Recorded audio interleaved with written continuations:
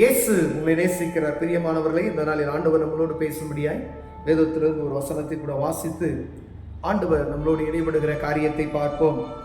அது வெளிப்படுத்தின விசேஷம் 3வது அதிகாரம் 13வது வசனம்.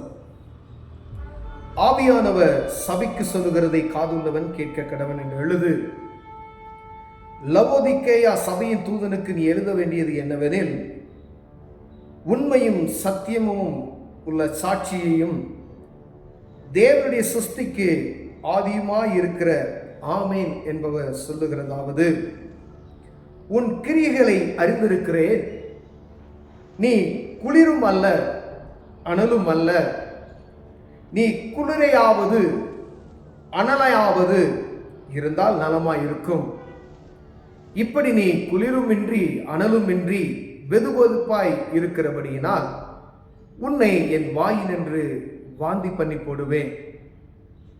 நீ நிர்வாக்கியமுள்ளவனும் பரிதபிக்கப்பட்டவனும் தரித்திரனும் குருடனும் நிர்வாணமாய் இருக்கிறதை அறியாமல், நான் ஐஸ்வர்யவான் என்றும் திரவிய சம்மன் என்றும் எனக்கு ஒரு குறைவும் இல்லை என்று சொல்லுகிறபடியா, பிரியமானவர்களே, நான் நீ நிர்வாக்கியமுள்ளவனும் பரிதபிக்கப்பட்டவனும் தரித்திரனும் குருடனும் நிர்வாணியுமாய் இருக்கிறதை அறியாமல், நான் ஐஸ்வர்யவான், நான் திரவிய சம்மனன், எனக்கு ஒரு குறையும் இல்லை என்று அகந்தையில் சொல்லிக் கொண்டிருப்போமே. ஆனால் இந்த லவோதிக்கா திருச்சபை ஆண்டவர் சொல்லுகிறார், இது எப்படி வேணாலும் விதமான ஒரு திருச்சபையை பார்த்து சொல்லுவார். இந்த 7 சபைகள் இந்த பூமியில் இருக்கக்கூடிய எல்லா சபைகளுக்குள்ளேயும் இருக்கக்கூடிய காரியத்தை ஆண்டவர் யோவானுக்கு வெளிப்படுத்தியிருக்கிறார். இப்படியெல்லாம் இருக்கும். இவங்க அதனை பார்த்து கவனமாய் இருந்து அதிலிருந்து விலக்கி தப்பிக்கொண்டார்களா, அவருடைய வருகைக்கு மணவாளனை போல இருப்பார்கள் என்று சொல்லியிருக்கிறார் ஆண்டவர்.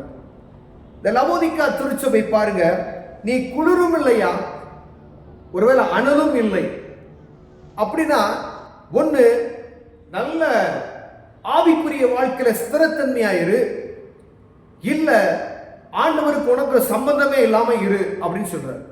ஒருவேளை ஆவிக்குரிய வாழ்க்கையில இருப்பது போல நான் கர்த்தருடைய பிள்ளை என்று மாத்திரம் சொல்லிக்கொண்டு நான் எப்படி வேணாலும் இருப்பேன், ஒரு சடங்காச்சாரத்துக்கு நான் சபை நடத்துவேன், கிறிஸ்தவன் என்கின்ற பேர் மாத்திரம் எனக்கு போதும், ஆண்டவரை மகிமைப்படுத்துகிறது போல மகிமைப்படுத்துவேன், ஆனா அதற்கு மேலாக நான் பரிசுத்தத்துக்கு உள்ளே நுழைய முடியாது, நான் எப்படி வேணாலும் வளைந்து கொள்ளுவேன் அப்படி என்று சொல்லுவோமானால், ஆண்டவர் அப்படிப்பட்ட சபைகளுக்கு இந்த பூமியில இப்பொழுது நடந்து கொண்டிருக்கிற சபையை பார்த்து தான் ஆண்டவர் சொல்லுகிறார், நீ அனலையாவது குளிரையாவது இருந்தால் நலமாய் இருக்குமே அப்படின்னு சொல்றார்.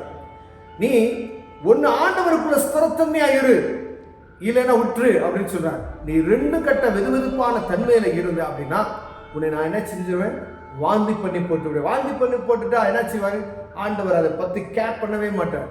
வேணா பெருமைக்கு வேணா இருக்கலாம், கைவிடப்பட்ட பரிதபிக்கப்பட்ட சுயம். அது கீழ்வசனம் எப்படி சொல்லுவது, நான் ஐஸ்வர்ய சம்மனன், நான் திரவிய சம்மனன் என்று நீ கண்ணை மூடிக்கிட்டு அதை சொல்ற. ஆண்டவர் ஒரு நொடி பொழுது அனைத்தையும் மாற்றி விடுவார்.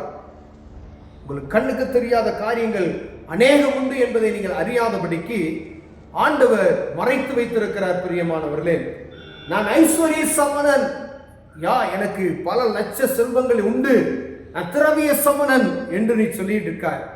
ஆனா அது பூரா ஒரு நொடி பொழுதுல எல்லாம் எடுத்து போடப்படும் என்பதை அறிந்து கொள்ள வேண்டும். பிரியமானவர்களே, ஆண்டவர்னா பரிசுத்தம், சபனா இப்படிதான் இருக்கணும்.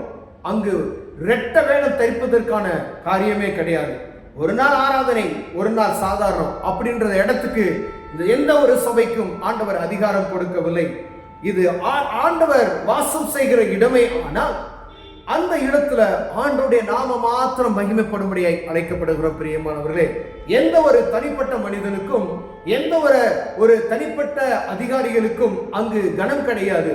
வானத்தையும் பூமியும் உண்டாக்கிற தேவனுக்கு மாத்திரமே மகிமை செலுத்தும்படியாய் சபை உருவாக்கப்பட்டு இருக்கிறது என்பதை அறிந்து கொள்ள வேண்டும். அதற்கு தான் சபை. அந்த சபையில ஆண்டவரை மட்டும் ஆராதிக்கணும். ஒருவேளை ஆராதனை மாத்திரம் பரிசுத்தம் போல நடத்திவிட்டு ஜனங்களை எப்படி வேணால் விட்டுவிடலாம் என்ற எண்ணம் இருக்குமையானால் நீங்களும் கெடுத்து உங்களை நம்பி வந்திருக்கிற ஜனத்தையும் பரிதவிக்கிற ஒரு சூழ்நிலைக்கு நேராக தள்ளப்படுகிறோம். பிரியமானவர்களே, நம்ம நடத்துகிற ஆவிக்குரிய வாழ்க்கையில அனலா இருக்கும்படியே ஜனங்களை ஆவிக்குரிய வாழ்க்கை ஆழத்துக்குள் நடத்தும்படியே ஆண்டவர் விரும்புகிறார். ஏதோ மேலோட்டமாய் இதை தெரிந்து கொள்ளுங்கள் என்று அப்படி சொல்லுவோமே ஆனால் அது சத்தியம் கிடையாது. பிரியமானவர்களே, இந்த 2ஆம் கட்டமான நிலைமையில இருக்கக்கூடியவர்களுக்கு ஆபத்து. ஒருவேளை ஆத்துல ஒரு கால் சேத்துல ஒரு கால் வைக்காதீங்க அப்படின்னு சொல்லுவாங்க. நீங்க சபைக்கிழமை போறோம், ஞாயிற்றுக்கிழமை போறோம், ஜெபிக்கிறோம், வந்துடும், அவ்வளவுதான். கிறிஸ்துமஸ், ஜனவரி, டிசம்பர் இந்த மாதிரி ஒவ்வொரு காரியத்துக்கும் ஆராதனைகளுக்கு கடந்து செல்கிறோம், அவ்வளவுதான் அப்படின்றது கிடையாது. அதையும் காட்டி விசேஷமாய் பிரித்தெடுக்கப்பட்ட ஆசாரியர் கூட்டம் என்று சொல்லுகிற அந்த உத்தரவாதம் உங்களுக்கும் எனக்கும் தேவை என்பதை ஆண்டவர் பேசுகிறார். பிரியமான இந்த லவோதிக்கியா திருச்சபை, அநேக திருச்சபைகள் எப்படிப்பட்டதான காரியம் இருக்கிறது. ஆண்டவர் சொல்றார், இந்த சபையில காணப்படுகிற காரியம் ஏதோ ஒரு சபைக்குள்ள இருக்கிறது. நீ 2 கட்ட ஒரு சூழ்நிலை, ஏதோ ஒரு நாளைக்கு ஆடவாரம், ஏதோ ஒரு நாள் அபிஷேக கூட்டம், இப்படியெல்லாம் இருக்கு. அதுக்கப்புறம் அப்படியே மங்கி எரிஞ்சிடும், அவ்வளவுதான். திடீர்னு ஒரு அனல் இருக்கும், திடீர்னு மங்கி எரியும். யாருக்கும் பிரயோஜனப்படாத ஒரு சூழ்நிலை. பிரியமானவர்களே, கொடுக்கப்பட்ட 10 ஆத்துமாக்களை கருத்தாய் தேவ சமூகத்துல ஆண்டவருக்கு பிரயோஜனமுள்ள பாத்திரமாய் நீங்க மாற்ற வல்லமையா இருக்கும்படி ஆண்டவர் சபையை பிரித்து வைத்திருக்கிறார். பிரியமானவர்களே, கொடுக்கப்பட்ட 1000 ஆத்துமாக்கள் இருக்கிறதானா இந்த 1000 ஆத்துமாக்களை குறித்ததான தாகம் யாருக்கு இருக்கணும்? அந்த போதகருக்கு இருக்கணும். அதை நடத்துகிற கமிட்டி மெம்பர்ஸ், அதை சார்ந்து இருக்கிற எல்லா மூப்பர்களுக்கு இருக்கும்படி ஆண்டவர் விரும்புகிறார். ஒருவேளை அதுல நம்ம கவனம் உள்ளவர்களா இருந்தினா, ஒருவேளை ஒரு வாரம் இவங்க இருப்பாங்க, ஒரு மாசம் இவங்க இருப்பாங்க, 4 வருஷம் இவங்க இருப்பாங்க, 3 வருஷம் இவங்க இருப்பாங்க, 1 வருஷம் இவங்க இருப்பாங்க, மாறி போயிடும். ஒவ்வொருவர்கிட்டையும் ஆண்டவர் கணக்கு கேட்பார். ஒரு ஆளோட போகாது, ஒவ்வொருவர்கிட்டையும் ஆண்டவர் கணக்கு கேட்பார். பிரியமானவர்களே, அந்த நாள் அது சீக்கிரத்தில் இருக்கும் என்பதற்காகவே வேதத்துல இந்த வசனத்தை ஆண்டவர் எழுதி வைத்திருக்கிறார். இந்த லவோதிக்கா திருச்சபையில காணப்படுகிற காரியம் நம்ம சபைக்குள் இருக்குமேனால் சுதாரிப்புள்ளவர்களாய், கவனம் உள்ளவர்களாய் நடத்துகிற போதகர்களாய் இருக்கலாம், மெய்ப்பர்களாக இருக்கலாம், சுவிசேஷர்களாக இருக்கலாம், யாராக இருக்கலாம், அதுக்கு பொறுப்பாளி யாரோ அவர்கள் தேவ சமூகத்துக்கு கணக்கு கொடுக்கணும். தலைமைத்துவமா இருக்கலாம், தலைமையில இருக்கிறவங்களா இருக்கலாம்.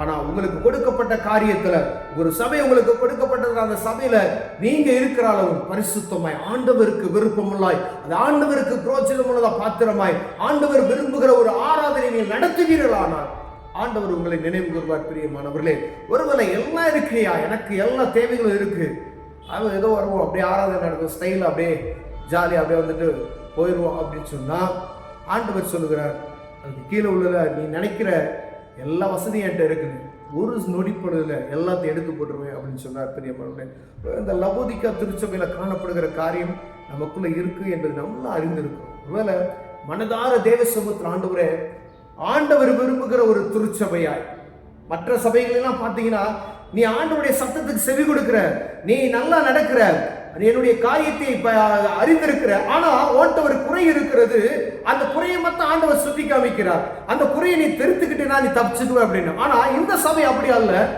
2ஆம் கட்ட நிலைமையில இருக்கக்கூடிய சபையே நீ கவனமாயிரு என்று சொல்லுகிறார். பிரியமானவர்களே, ஆண்டவர் அதை உருவாக்க, உருமாற்ற வல்லமையுள்ளவராயிருக்கிறார். நடத்துகிற நாம் சரியா இருப்போமையானால் ஆண்டவர் நம்மளை கொண்டு பெரிய காரியத்தை செய்வார். இந்த தேசத்தை ஆளும்படியான கிருபைகளையும் தருவார். அப்படிப்பட்டதான ஒரு கிருபை இருக்கிறதை மறந்து ஏதோ கடமைக்காய் நடத்திவிட்டு போய்விடாதபடி கவனமாய் இருக்கும்படி அழைக்கப்படுகிறோம். பெரிய கண்களை மூடுவோம், ஜெபம். ஆண்டவரே, இந்த லவோதிக்கா திருச்சபையில காணப்படுகிற கர்த்தருக்கு விருப்பமில்லாத இந்த செயல், ஆண்டவரே, இது கடினமான காரியம், ஒன்றல்ல இல்ல ஆண்டவரே, முழுமையாய் மாற வேண்டிய ஒரு நிலைமையில வைத்திருக்கிறீங்க ஐயா. ஒரு குறையில்லை, நாங்கள் பெருமை பாராட்டுவதற்கு ஒன்றுமில்லை ஆண்டவரே, எங்களை மாத்துங்க. இயேசுவின் நாமத்தில் பிதாவே, ஆமென்.